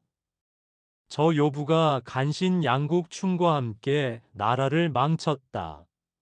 황제께서는 저 요부 때문에 백성을 버렸다. 억압된 백성들의 분노와 군사들의 불만이 한데 뒤섞여 양귀비는 이제 대당 제국의 모든 재앙을 상징하는 존재가 되어버렸다. 이때 금군 대장 진현례가 태연한 표정으로 다시 황제 앞에 나섰다. 그의 갑옷에는 아직 양국충의 피가 튀어 있었으나 그의 목소리는 차분하면서도 위압적이었다. 그는 현종에게 다가가 냉정하게 고했다. 폐하, 양국충은 이미 저희 손에 주살되었나이다. 그러나 귀비는 이 혼란한 시기에 폐하 곁에 모시기 어렵사옵니다. 청컨대 폐하께서 군사들의 마음을 안정시키소서. 그의 말은 형식적인 존칭을 썼으나 그 안에는 양귀비를 처단하여 이 모든 소란을 잠재우라는 노골적이고 강압적인 요구가 담겨 있었다. 이것은 사실상의 최후 통첩이었다. 이 순간 현종은 자신의 정치적 권위가 얼마나 나락으로 떨어졌는지를 처절하게 깨달았다. 그의 말을 듣고 경악을 금치 못했다. 그의 얼굴은 극도의 충격과 분노로 일그러졌다. 양귀비는 깊은 궁중에만 있었으니 양국충의 죄와 무슨 상관이 있단 말인가? 그녀는 결백하고 무고하도다. 그의 목소리에는 사랑하는 여인만큼은 지키고 싶다는 간절함과 절규가 뒤섞여 있었다. 그는 자신이 천하의 주인으로서 사랑하는 여인 하나조차 지키지 못하는 무력한 상황에 통탄했다. 현종은 자신이 황제라는 사실이 믿기지 않을 정도로 무력함을 느꼈다. 한 여인의 목숨조차 지켜주지 못하는 황제라니. 진현례는 현종의 오랜 신복이었지만 지금 그의 눈빛은 흔들림 없는 칼날과 같았다. 그러나 진현례와 그를 따르는 군사들의 눈은 차갑기만 했다. 그들은 현종의 말을 들으려 하지 않았고 그들의 표정에는 단호한 결의만이 엿보였다. 그들의 눈에는 더 이상 황제에 대한 존경심이나 두려움은 보이지 않았다. 오직 자신들의 요구가 관철되어야 한다는 강한 의지만이 읽혔다. 현종은 자신이 더 이상 절대 권력의 황제가 아니라는 듯 무력감에 휩싸였다. 고뇌의 시간은 한없이 길게 이어졌다. 현종의 얼굴은 극도의 고통으로 일그러졌고 그의 눈에서는 핏발이 섰다.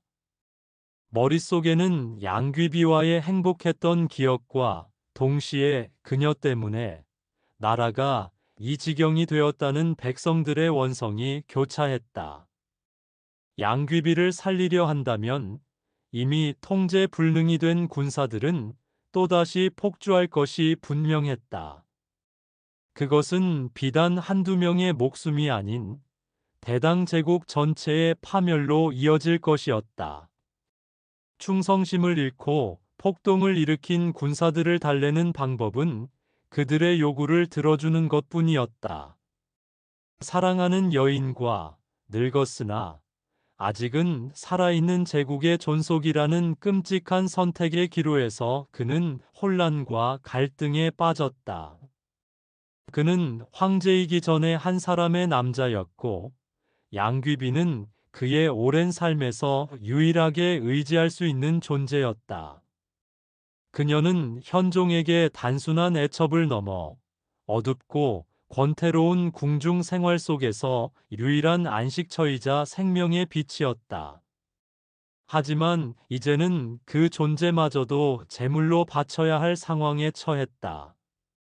고력사는 이 모든 과정을 조용히 지켜보며 현종의 고뇌를 읽었다. 그는 자신의 주군이 겪는 고통을 온몸으로 느끼는 듯 했다. 그의 임무는 황제를 보필하는 것이었지만 지금은 황제의 가장 큰 아픔을 종용해야 하는 잔인한 역할이었다. 바로 그때 고력사 대감이 천천히 현종 앞에 나섰다. 그의 얼굴에는 깊은 슬픔과 오랜 세월의 흔적이 드리워 있었지만 목소리는 침착하면서도 단호했다. 장병들이 이미 탐욕스러운 재상을 죽였나이다. 헌데 귀비께서 여전히 폐하 곁에 계시면 장병들의 마음이 안심하지 못할 것입니다. 폐하께서 부디 이 위급한 상황을 냉철하게 판단하셔야 합니다. 고력사는 현종의 충직한 신하이기도 했지만 동시에 황제의 오랜 벗이자 가족과도 같은 존재였다. 그는 누구보다도 황제의 마음속 깊은 고뇌를 헤아리고 있었다. 그는 현종의 눈을 응시하며 애통한 마음을 담아 이 잔인한 현실을 받아들이도록 설득했다. 그의 말은 황제의 마음속 가장 깊은 곳에 박혔다. 그는 비로소 피할 수 없는 운명을 받아들이기로 결심했다. 이 결심은 한 개인의 사랑을 포기하는 것을 넘어 무너져가는 대당 제국을 잠시라도 더 붙잡기 위한 마지막 몸부림이었고 황제로서 해야 할 마지막 책임이었다. 현종의 입에서 마침내 고통스러운 말이 새어나왔다. 짐이 이럴 수는 없으나 허나 이 모든 것이 짐의 운명이로구나.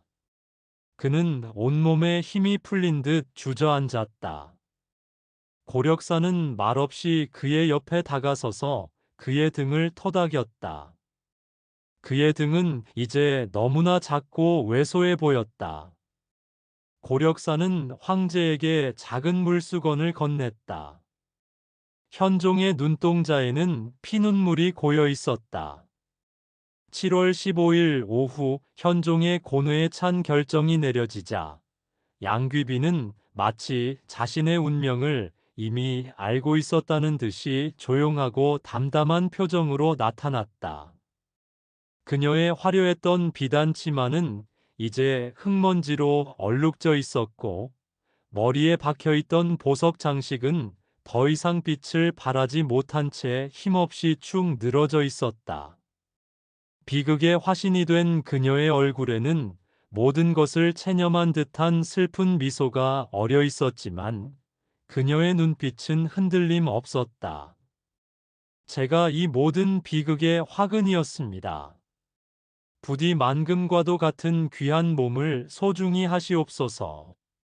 그녀의 목소리는 너무나 미약하여 겨우 들릴 듯 말 듯했지만 그 안에는 깊은 슬픔과 함께 현종에 대한 마지막 사랑이 담겨 있었다. 그녀는 마지막 작별 인사를 건네며 현종의 곁을 떠났다. 사랑했던 황제와 마지막 눈빛을 교환하는 순간 그녀의 눈에서 한 줄기 눈물이 흘러내렸다. 양귀비의 아름다운 비단 치맛자락은 한때 대당의 부귀영화를 상징하는 찬란한 색채를 지녔으나 이제는 무참히 구겨진 채 흙먼지로 뒤덮여 비극적인 시대의 몰락을 묵묵히 보여주고 있었다. 그리고 현종의 곁을 지키던 고력사 대감을 향해 나지막이 유언을 남겼다. 황상을 부디 잘 부탁드립니다. 그녀는 고통을 애써 참아내며 차분함을 유지하려 애썼다. 그녀는 자신의 죽음이 황제의 고통을 덜어주고 어지러운 대당을 수습할 마지막 희망이 될 수도 있음을 직감하고 있었다. 자신의 존재 자체가 권력의 상징이었던 그녀는 이제 그 권력의 칼날에 의해 사라져야 하는 운명을 받아들였다. 양귀비는 역참 뒤편에 위치한 조용한 불당으로 이끌려갔다. 그곳에서 그녀는 수십 년간 자신을 모셨던 환관 고력사의 마지막 배웅을 받으며 조용히 목을 메어 향기로운 목숨을 끊었다. 38세, 한 시대를 풍미했던 절세가인이자 대당 제국의 상징과도 같았던 아름다운 여인의 마지막은 이토록 비극적이고 허무했다. 현종은 이 모든 것을 지켜볼 수밖에 없었다. 그는 한때 천하의 모든 권력을 손에 쥐었던 황제였으나 이제는 사랑하는 여인의 죽음 앞에서도 그 어떠한 힘도 쓰지 못하는 무력한 노인일 뿐이었다. 그의 가슴 속에서는 천지가 무너져 내리는 듯한 고통과 절규가 밀려왔지만 그는 한 줄기 눈물조차 흘리지 못한 채 그저 주저앉아 있을 수밖에 없었다. 그의 얼굴은 죽은 사람처럼 창백해졌고 온몸의 기력이 모두 소진된 듯 보였다.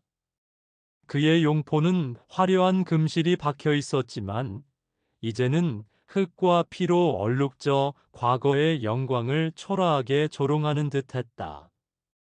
내시감 고력사는 깊은 생각을 하였다.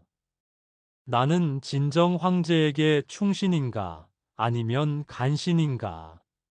무해비를 잃은 현종의 시름을 위로하기 위한 충심으로 양옥환을 소개했지만 이제는 그녀의 죽음을 재촉하는 선택을 종용하는 불충을 저지르지 않았는가? 대당 제국을 위한 어쩔 수 없는 종용이라 할 수 있지만 과연 나의 행위는 용서받을 짓인가? 그는 스스로 충신인지 간신인지 갈등하는 깊은 한탄에 빠졌다.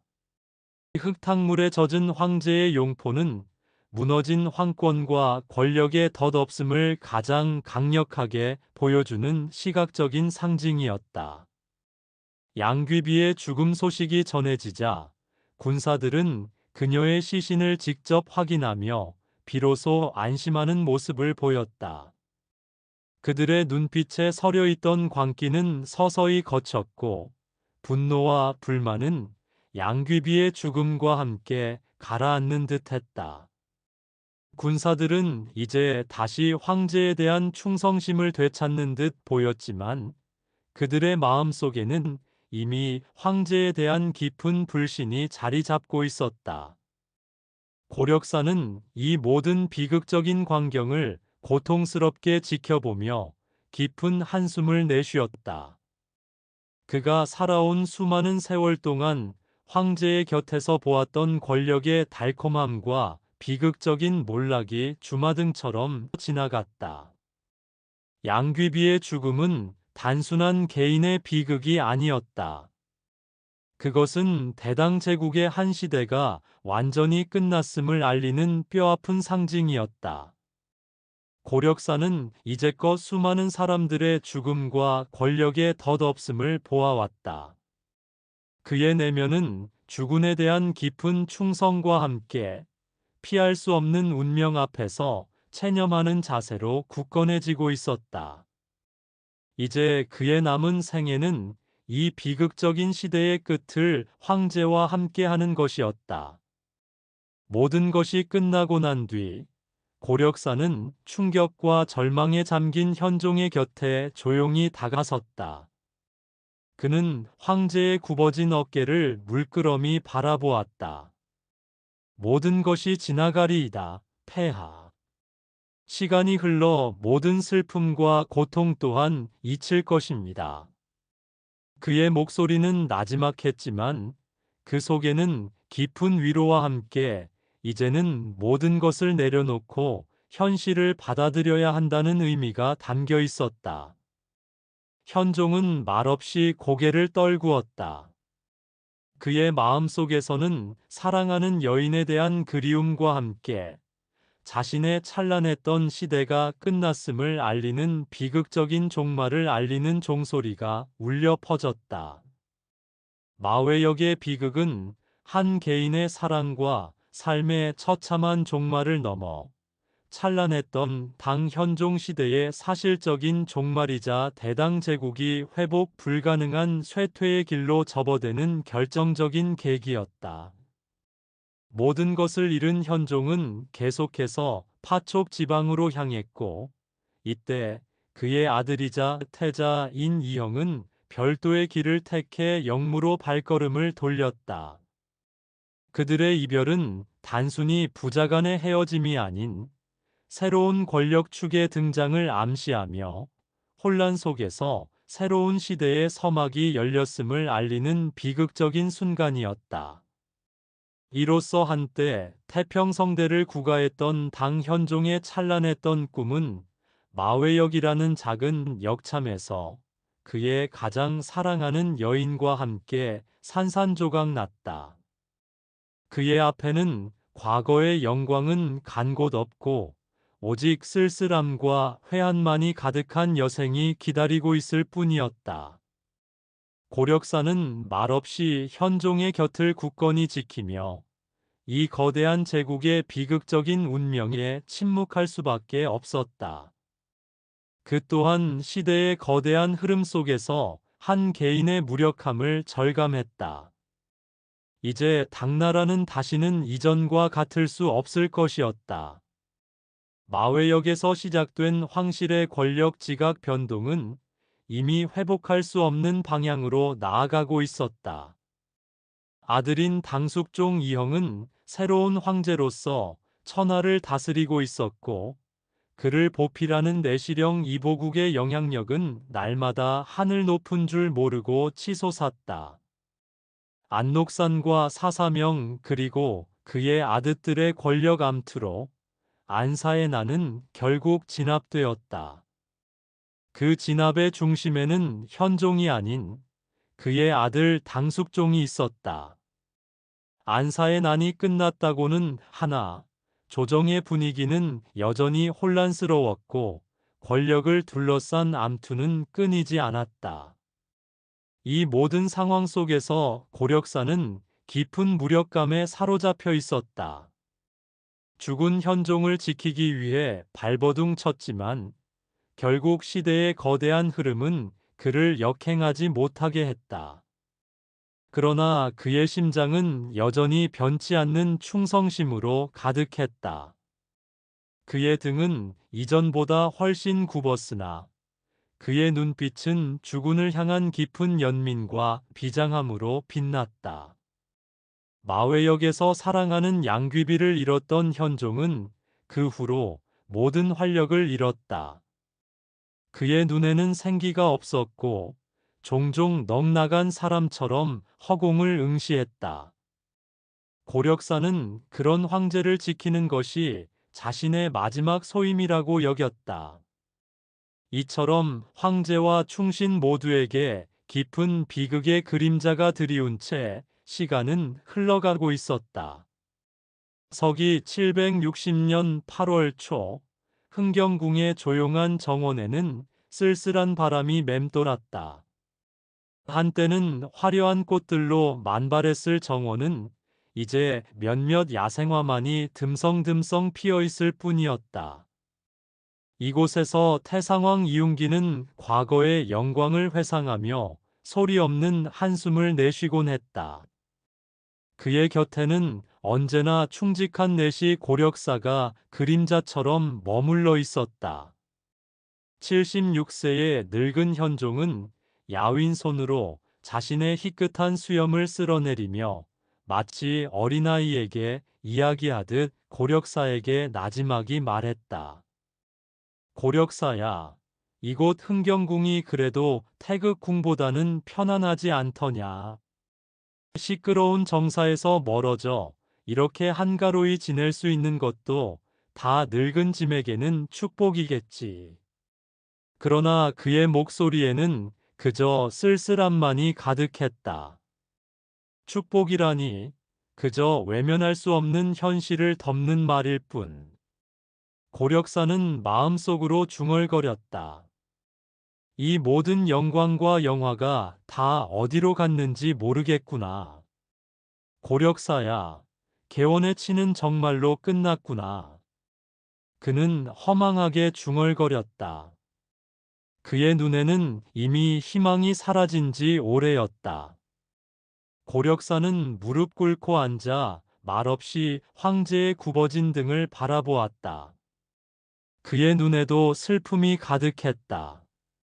그는 태상왕의 등을 지탱하는 버팀목처럼 그 자리에 굳건히 서 있었다. 폐하께서 저리도 힘들어하시니 차라리 편안한 잠에 드시는 것이 나을지 모른다. 그러나 살아있는 한 나는 폐하의 곁을 떠날 수 없다. 어느 날 아침 평화롭던 흥경궁에 불길한 기운이 감돌기 시작했다. 궁 문 밖에서 요란한 소리가 들려왔고 곧이어 수백 명의 무장한 군사들이 거칠게 궁 안으로 난입했다. 그들을 이끄는 자는 바로 내시령 이보국이었다. 내시령은 내시부의 최고 책임자로 환관 중 최고 관직이었다. 그의 얼굴에는 냉정하고도 오만한 기색이 역력했다. 500명의 병사들이 거친 숨을 몰아쉬며 궁 안을 포위하자 흥경궁의 정막은 순식간에 깨졌다. 무장한 군사들의 들이닥친 모습은 궁 안의 고요함을 산산조각냈다. 대체 무슨 일인가? 흥경궁에 이렇게 많은 군사가 들어오다니. 궁녀들은 겁에 질려 서로에게 몸을 숨겼고 내시들은 불안한 시선으로 난입한 병사들을 바라보았다.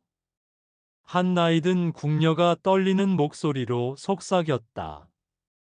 아무래도 태상황마마께 또 무슨 좋지 않은 일이 생기려는 모양이야. 숙종 폐하와 저 이보국이 가만두지 않을 것이라더니 결국 또 다른 젊은 내시는 불안한 표정으로 덧붙였다. 그러게 말이야. 태상황께서 지난번 마회역에서 겪으신 굴욕을 생각하면 이번엔 또 얼마나 잔혹할지 궁 안에는 흉흉한 소문들이 퍼져나가기 시작했다. 고력사는 직감적으로 위험을 느꼈다. 그는 즉시 황제 앞으로 몸을 던지며 이보국을 가로막았다. 이 무례한 자, 폐하 앞에서 무슨 짓이냐? 황제의 거처에 군사를 이끌고 난입하다니 죽음을 각오한 짓이냐? 고력사의 목소리에는 분노가 서려 있었으나 이보국은 그의 말을 비웃듯 싸늘한 미소로 일관했다. 그는 그야말로 승리자의 오만함으로 가득했다. 고내시, 시대가 변했습니다. 태상황께서는 이제 이곳 흥경궁이 아닌 태극궁으로 거처를 옮기셔야 합니다. 이는 새로운 황제께서 내리신 어명입니다. 이보국의 목소리에는 차가운 철기가 담겨 있었다. 고력사는 충격에 휩싸였다. 태극궁은 현 황제 숙종이 거처하는 곳이자 사실상의 감금이나 다름없는 상황을 의미했다. 이는 단순히 거처를 옮기는 것을 넘어 태상황의 남은 마지막 권위와 자유마저 박탈하려는 숙종과 이보국의 노골적인 정치적 의도였다. 고력사는 이보국의 눈빛에서 권력에 대한 굶주림과 냉혹함을 보았다. 숙종은 부왕을 이 지경으로 몰아넣는구나. 폐륜이라 부르지 않고 무엇이라 부르랴. 이보국 저 간악한 놈의 이간질이 분명하다. 고력사는 마음속으로 치를 떨었다. 태상왕께 이럴 수는 없다. 이는 역적의 행위와 다를 바 없다. 고력사가 다시 소리쳤지만 이보국은 싸늘하게 말했다. 고내시, 늙었다 하여 눈과 귀마저 멀지는 않았을 터. 폐하숙종의 분부이니 감히 거스를 생각일랑 마시오. 이보국은 권력을 쥔 환관으로서 자신의 위치를 명확히 과시했다. 고력사는 분노로 몸을 떨었지만 이미 이보국을 둘러싼 500명의 병사들 앞에서는 그 어떤 저항도 무의미하다는 것을 직감했다. 그는 깊은 무력감에 휩싸였다. 황제는 이 모든 상황을 보며 말없이 그저 떨고 있었다. 그의 얼굴에는 감출 수 없는 공포가 서려 있었다. 한때 천하를 호령하던 절대 군주의 모습은 온데간데 없었다. 서기 760년 8월 중순, 운명의 강제 이주 행렬이 흥경궁을 떠나 태극궁으로 향하는 길은 비장함과 동시에 처절함 그 자체였다. 이보국이 이끄는 500명의 무장한 병사들은 황제의 행렬을 호위하는 것이 아니라 흡사 감시하고 압박하는 듯한 모습을 보였다. 병사들의 굳은 표정은 현종을 죄인처럼 취급하는 듯했다. 길 양옆으로 늘어선 백성들은 황제의 초라한 행렬을 바라보며 수군거렸다. 그들의 눈에는 연민보다는 시대의 변화에 대한 냉정한 관찰과 호기심이 더 강하게 비쳤다. 저자 거리에서는 보찜을 찐 한 백성이 옆 사람에게 혀를 차며 말했다. 아이고, 저 꼴을 보게. 한때 천하의 주인이었는데 저리도 초라해지다니. 옆 사람은 고개를 끄덕이며 답했다. 숙종 폐하께서는 이미 태상황마마를 용서하지 않으셨어. 저 이보국이라는 환관이 온갖 권력을 다 쥐고 흔든다고 하더군. 이제 태상황마마의 시대는 완전히 끝났지. 백성들의 웅성거림 속에서 태상왕께서 끝내 폐위되는 것인가? 새로운 시대가 열리는구나라는 말들이 들려왔다. 이보국의 병사들은 그런 백성들의 수군거림에도 아랑곳하지 않고 위압적인 자세를 유지했다. 내가 이 지경까지 몰락할 줄이야. 짐은 이제 아무것도 할 수 없는 존재가 되었는가? 고력사는 그런 황제의 곁에서 그의 얼굴을 가리기 위해 어가를 둘러싸는 병풍을 더욱 단단히 잡았다. 그는 황제의 표정에서 느껴지는 깊은 절망을 보았다. 폐하, 고개를 드소서. 신이 있나이다. 고력사는 나지막이 읊조렸지만 현종은 이미 들리지 않는 듯했다. 그의 눈빛은 텅 비어 있었다. 이 행렬은 장안의 번화가를 지나 태극궁으로 향했다. 한때 백성들의 환호와 칭송으로 가득 찼던 거리는 이제 적막하고 무거운 침묵만이 흘렀다. 마침내 태극궁의 감로전에 도착했다. 감로전은 태극궁 깊숙한 곳에 자리한 작은 전각으로 한때 황실의 고요한 사색의 공간이었으나 이제는 황제의 고립을 상징하는 감옥이나 다름없었다. 어가에서 내린 현종은 주위를 둘러보며 공허한 미소를 지었다. 그의 발걸음은 힘없이 바닥에 끌렸다. 이곳이 짐의 마지막 거처인가? 짐이 천하를 다스렸으나 지금은 이 꼴이로구나. 그의 목소리는 몹시 나지막하여 겨우 들릴 듯했다. 그의 말에는 과거의 영광과 현재의 비참함이 극명하게 대비되어 나타났다. 이 모든 것이 자신의 잘못이라는 깊은 자책감이 그의 표정에 드리워 있었다. 그는 천하를 잃은 황제가 아닌 한 명의 불쌍한 노인에 불과했다. 고력사는 황제 옆에 바싹 다가섰다. 그는 굴욕감과 무력감 속에서도 마지막 남은 충성심을 불태웠다. 그의 손은 이미 닳아버린 황제의 소매를 잡았다. 폐하, 신이 마지막까지 폐하를 모시겠나이다. 이 고력사가 살아있는 한 폐하 곁을 떠나지 않을 것입니다. 고력사의 맹세는 흔들림 없는 그의 진심이었다. 서기 760년 9월부터 서기 762년 4월까지 태극궁 감로전에서의 생활은 현종에게 살아있는 감옥이나 다름없었다. 그는 바깥 세상과 완전히 단절된 채 엄중한 감시 아래 고립된 나날을 보냈다.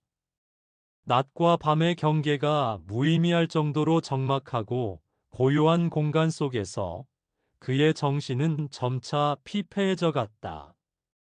궁녀와 시종들도 내시령 이보국의 엄중한 감시와 통제 아래에 있었기에 감히 태상왕의 처소에 함부로 드나들 수 없었다. 태상왕의 어명이라도 받들었다가는 목이 달아날 수도 있어. 궁 안의 모든 이들은 불안에 떨었다. 한 늙은 내시가 고력사에게 조용히 말했다. 고내시님, 저희도 폐하께 음식을 올리고 싶으나 저 이보국이 지켜보니 발걸음조차 무겁습니다. 정말이지 그는 말을 잇지 못하고 고개를 떨구었다. 궁녀와 내관들 사이에서는 태상왕에 대한 안쓰러움과 함께 그를 가까이 하는 것에 대한 두려움이 만연했다. 그 누구도 감히 숙종의 영린을 건드리지 않으려 했다. 그나마 고력사만이 유일하게 현종 곁을 지키며 그의 시름을 달래주었다. 그는 현종의 식사를 챙기고 약을 다려 올리며 때로는 예시야기를 들려주기도 했다. 그러나 현종의 건강은 시간이 갈수록 악화되었다. 깊은 우울증과 함께 지병이 재발하여 그의 몸은 점점 쇠약해져 갔다. 거울 속 자신의 모습을 보며 그는 쓴웃음을 지었다. 한때 호쾌하고 건강했던 황제의 모습은 온데간데 없고 파리하게 마른 얼굴과 깊게 패인 주름만이 그를 괴롭혔다. 고력사야, 짐은 이제 죽음을 기다릴 뿐이야. 이 보잘것없는 몸뚱이가 무엇을 더할 수 있겠느냐. 그의 목소리에는 삶에 대한 모든 의지를 잃은 듯한 자포자기의 체념이 담겨 있었다. 옥환이. 양귀비의 이름은 그의 입버릇처럼 되어버렸다. 그에게는 과거의 영광과 사랑에 대한 집착만이 유일한 삶의 이유처럼 보였다. 그 속에서 그는 현실의 고통을 잊으려 했다. 서기 762년 초봄, 감로전 안에는 차갑고 묵직한 공기가 감돌았다. 현종의 병세는 더욱 깊어져 이제는 자리에서 일어나기도 힘들 지경이었다. 고력사야, 이리 가까이 오너라. 소신 여기 있사옵니다. 현종은 힘겹게 손을 들어 고력사의 손을 잡았다.